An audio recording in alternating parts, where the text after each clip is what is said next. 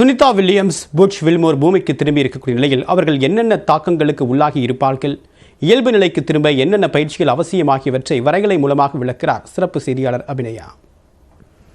Sunita Williams மற்றும் Butch Wilmore நீண்ட நாள் அங்க விண்வெளியில இருக்க வேண்டிய தேவை உருவாகி இருந்துட்டு இப்போ பூமிக்கு திரும்பி இருக்காங்க. இதற்கு பிறகு அவங்க என்னென்ன தாக்கங்களை அவங்க எதிர்கொள்ள நேரிடும், அதை எப்படி சரி செய்வாங்க என்பதற்கான விஷயங்களை பார்க்கலாம்.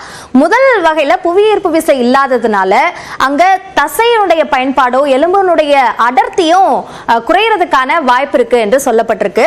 குறிப்பாக 1% அளவிற்கு எலும்போட அடர்த்தி குறையும். அதே மாதிரி தசைகளும் வலுவிழக்கக்கூடிய ஒரு சூழல் ஏற்பட்டிருக்கும். இதனாலதான் கடுமையான உடற்பயிற்சி அவங்க விண்வெளியில இருக்கும் போதே ஒரு நாளைக்கு 2 மணி நேரம் அளவிற்கு அவங்க உடற்பயிற்சி மேற்கொள்வாங்க.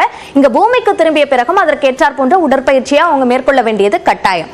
அடுத்ததாக என்ன தாக்கம் ஏற்பட்டிருக்கு அப்படின்னா, அவங்க விண்வெளியில இருக்கக்கூடிய சூழலுக்கு ஏற்ப அவங்களோட எலும்பு நீண்ட, அதாவது ப்ரொலாங்கேட் ஆகிறதுக்கான வாய்ப்பு இருக்கு. இதனால 2 அங்குலம் வரைக்கும் அவங்க வளர்வாங்க அப்படின்னு கண்டறியப்பட்டிருக்கு.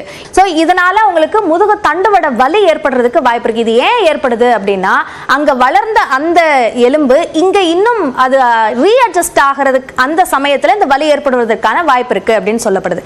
அடுத்ததாக நம்ம பார்க்கறது, அங்க மிதந்துட்டே இருக்கிறதுனால அங்க நடக்க வேண்டிய ஒரு தேவையே இல்லாமல் போகும். அதனால அவங்களோட பாதங்கள் வலுவிழக்கும் அப்படின்னு சொல்லப்படுது. அதனால பேபிஸ் ஃபீட் அப்படின்ற ஒரு கண்டிஷன் அவங்களுக்கு உருவாகிறதுக்கு வாய்ப்பு இருக்கு. அவங்களோட பாதங்களோட தோல் உரியும், அதே மாதிரி ரொம்ப சென்சிட்டிவா மாறும். இப்படியான பாதிப்புகள் ஏற்படும். இதை சரி செய்யறதுக்கு வெறும் கால்கள்ல டெக்ஸ்டர்டு ஸ்பேஸ்ல நடக்கிறது, அதற்கு பிறகாக மெதுவாக நடக்க ஆரம்பித்து அதற்கு பிறகு இயல்பாக நடக்கிறது, இந்த மாதிரியான பயிற்சிகள்லாம் அவங்களுக்கு வழங்கப்படும் சொல்லப்படுது.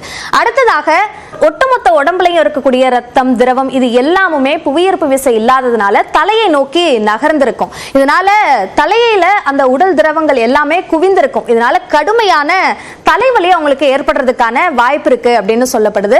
அதே மாதிரி இந்த திரவங்கள்லாம் மேல் நோக்கி போனதுனால கால்கள், கால் பகுதி, உடலோட கீழ்ப்பகுதி எல்லாமே வலுவிழக்கக்கூடிய ஒரு சூழல் இருக்கும். ஸோ அதை சரி செய்யறதுக்கான லோயர் பாடி ஸ்ட்ரென்தனிங் எக்ஸசைசஸ், அந்த உடற்பயிற்சிகளை அவங்க மேற்கொள்ள வேண்டியது அவசியமா இருக்கும். அடுத்ததாக அவங்க சந்திக்கக்கூடிய தாக்கம் இன்னொன்னு என்ன அப்படின்னா, இதயத்தினுடைய ரொம்ப பிரஷரா அந்த பிளட் பிரஷர் பண்ணி அனுப்ப வேண்டிய ஒரு தேவை இதயத்திற்கு விண்வெளியில ஏற்பட்டிருக்காது அங்க இருக்கக்கூடிய சூழலின் அடிப்படையில். இதனால அவங்களோட இதயத்தோட வடிவே 9.4% அளவிற்கு கோள வடிவில், அதாவது ஸ்பெரிக்கலா மாறி இருக்கும் அப்படின்னு சொல்லப்பட்டிருக்கு. இது இங்க பூமிக்கு வந்த பிறகு தானாகவே சில நாட்கள் அது சரியாகிடும். ஆனா அதற்குள்ளாக இதயம் சம்பந்தமான பிரச்சனைகளை சந்திக்கிறதுக்கு நேரிடும், அதற்கான வாய்ப்புகள் இருக்கு அப்படின்னு ஆய்வுகள்ல சொல்லப்படுது.